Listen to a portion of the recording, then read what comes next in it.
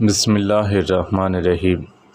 سہیل کے والد ابو صالح نے حضرت ابو ہریرہ سے انہوں نے رسول اللہ صلی اللہ علیہ وسلم سے روایت کی، آپ صلی اللہ علیہ وسلم نے فرمایا، جس نے اجازت کے بغیر لوگوں کے گھر میں تانگ جھانک کی، انہیں اجازت ہے کہ اس کی آنکھیں پھوڑ دے۔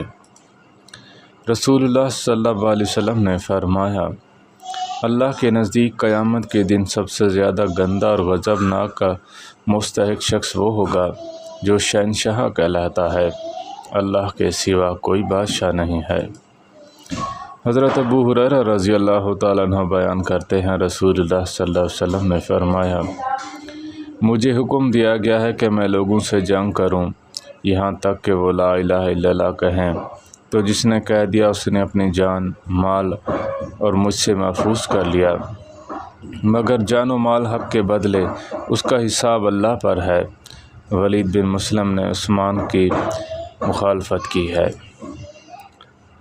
حضرت ابو سعید خدری رضی اللہ تعالیٰ عنہ سے روایت ہے، رسول اللہ صلی اللہ علیہ وسلم نے فرمایا، جب تم اذان سنو تو مؤذن جو کہتا ہے اسی طرح کہو۔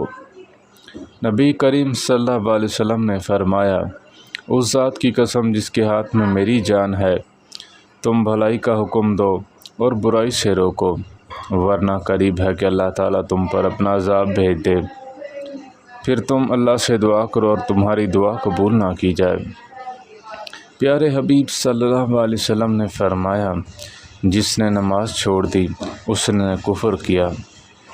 حضرت انس رضی اللہ تعالیٰ عنہ سے روایت ہے، رسول اللہ صلی اللہ علیہ وسلم نے فرمایا، اس ذات کی قسم جس کے ہاتھ میں میری جان ہے، کوئی بندہ مومن نہیں رہتا یہاں تک کہ وہ اپنے ہمسائے کے لیے وہی پسند کرے جو اپنے لیے پسند کرتا ہے۔